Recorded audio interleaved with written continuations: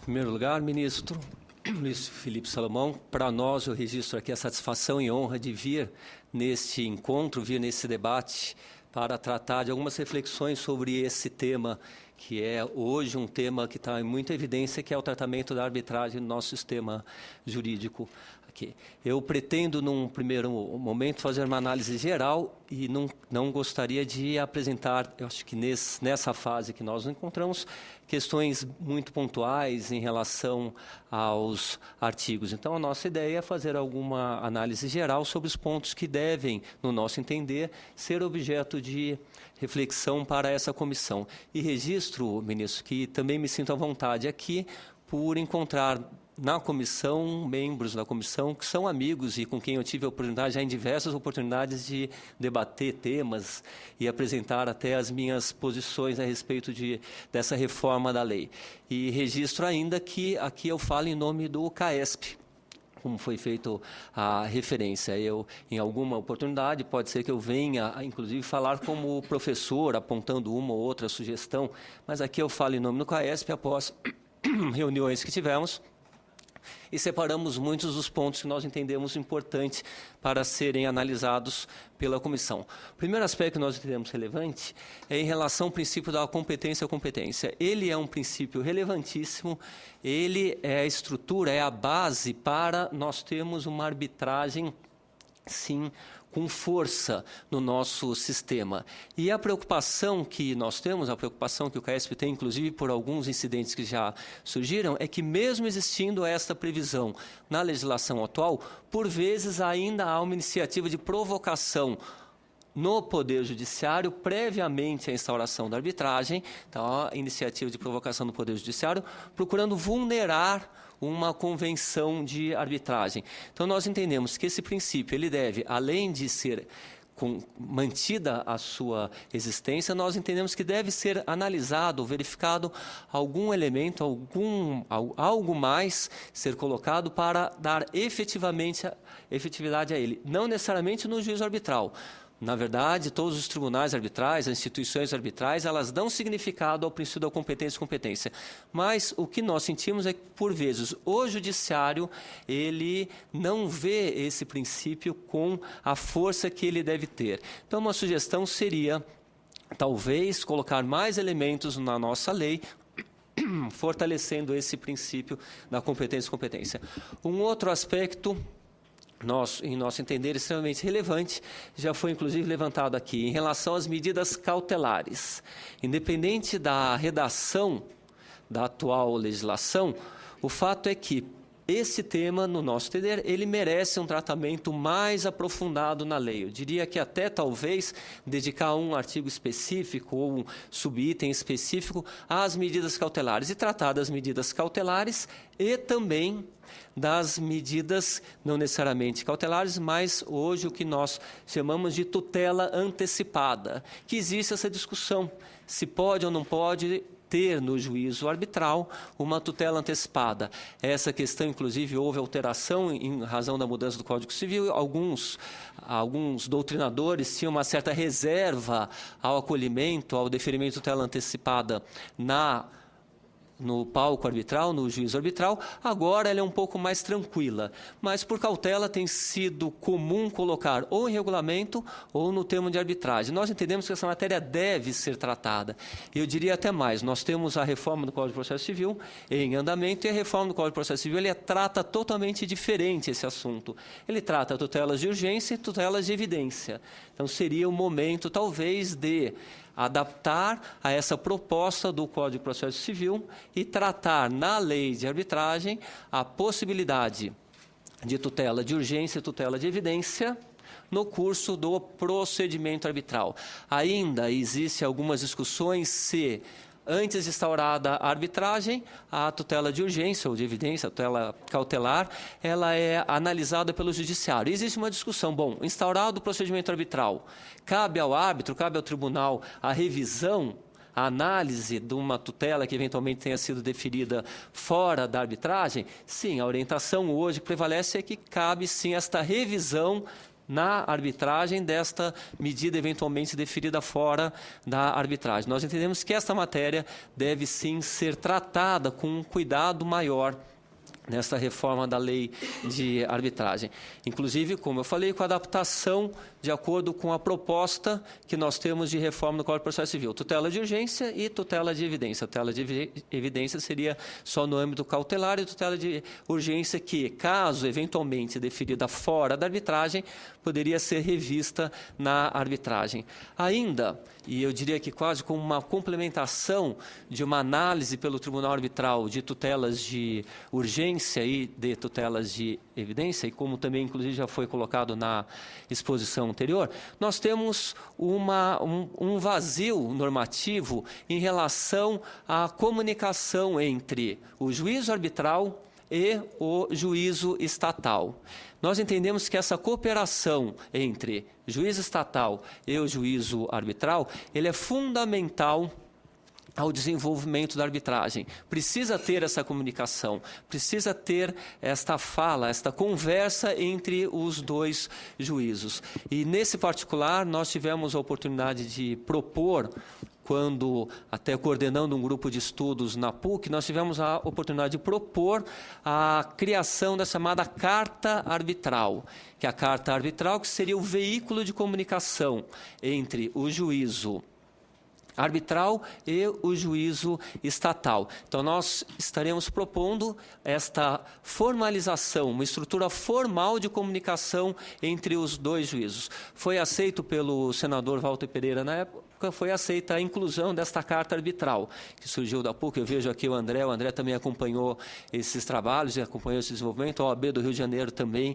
acompanhou o desenvolvimento da proposta ao senador Walter Pereira e foi acolhida a criação da carta arbitral. Nós entendemos que é importante a carta arbitral constar também da reforma da lei de arbitragem. Então, nós temos, evidentemente, dois juízos. Nós temos uma jurisdição que não seria compartilhada, não. Ela é uma jurisdição partilhada.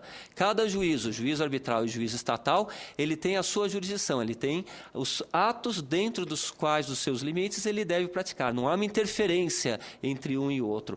Mas esta carta arbitral, então, seria uma estrutura de formalização dessa comunicação. Inclusive, na exposição anterior, foi referida a discussão a respeito do cumprimento de uma sentença arbitral. Em todo esse contexto, inclusive nessa carta arbitral, poderia ser colocado os requisitos formais para que se solicite ao órgão jurisdicional o cumprimento de uma ordem ou mesmo de uma sentença. Então, nós entendemos que, neste âmbito das cautelares, medidas de urgência, nós deveríamos também fazer constar, a exemplo do que hoje existe na proposta do Código de Processo Civil do Senado Federal, que foi confirmada nesse particular agora na Câmara dos Deputados, esta carta arbitral.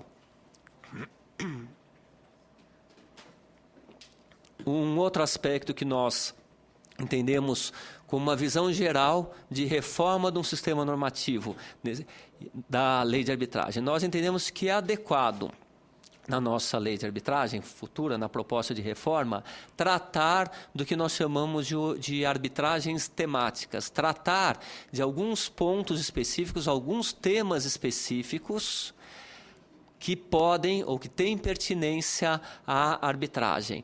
Nós sabemos que a nossa lei, hoje atual em vigor, ela é extremamente ampla. Ela permite, sim, considerando a arbitrabilidade objetiva e subjetiva, ser utilizada a arbitragem em diversas áreas. Porém, de acordo com o que nós temos hoje no sistema atual, nós temos alguns pontos debatidos na doutrina e na jurisprudência a respeito do cabimento ou não de arbitragem sobre determinadas matérias, sobre matérias específicas. Eu começaria a falar da própria arbitragem nas relações de consumo, que já foi levantada aqui. Há um aparente conflito entre o Código de Defesa do Consumidor e a lei de arbitragem. No meu entender, um aparente conflito, dá para se resolver por harmonia na interpretação das normas. Porém, esse assunto, no nosso sentir, ele deve ser aclarado na reforma da lei, inclusive enfrentando pontualmente a questão. Queremos tratar de arbitragem de consumo? Vamos resolver a arbitragem de consumo? Então, tratar expressamente sobre a arbitragem de consumo, colocando seus requisitos, seus pressupostos, as condições onde pode-se ter a arbitragem de consumo. Ou, caso não se tenha essa perspectiva, deixar claro que não seria admitida a arbitragem nas relações de consumo, para evitar que se tenha polêmica a respeito desse assunto. Da mesma forma, e aí mais importante, mais relevante no nosso entender, da mesma forma em relação às arbitragens envolvendo a administração pública. Hoje é pacífico entre os doutrinadores, entre os estudiosos que tratam dessa matéria, a arbitragem envolvendo a administração pública, é pacífico que é possível sim, naquelas situações pontuais de interesse público secundário, que é possível, tanto é que existe legislação própria na parceria público e privada e várias outras, existe a previsão de arbitragem envolvendo a administração pública. Nós entendemos que essa matéria, para ficar claro mesmo em todo o contexto, ela deve ser trazida também para a lei de arbitragem. Igualmente, nós daríamos um outro passo aqui em relação às arbitragens envolvendo o direito societário. Aqui, mais polêmico que a arbitragem envolvendo a administração pública, nós temos posições divergentes na doutrina e também na jurisprudência. Então, existem estudos a respeito disso, falando que no direito societário admite-se, por exemplo, a inclusão de cláusula de arbitragem por unanimidade. Outros autores defendem que não é por unanimidade, mas por maioria, prevalece o princípio da maioria nesse aspecto. Nós temos essa divergência na doutrina. Existem legislações de outros países que tratam expressamente da maioria para alteração do contrato social, tratam também do direito de recesso, tratam dessa matéria expressamente na legislação de arbitragem. Existe um ponto um pouco mais tranquilo sobre essa questão, que é a vinculação do adquirente à cláusula de arbitragem contida no contrato ou estatuto social quando cedida a cota, cedida a participação societária.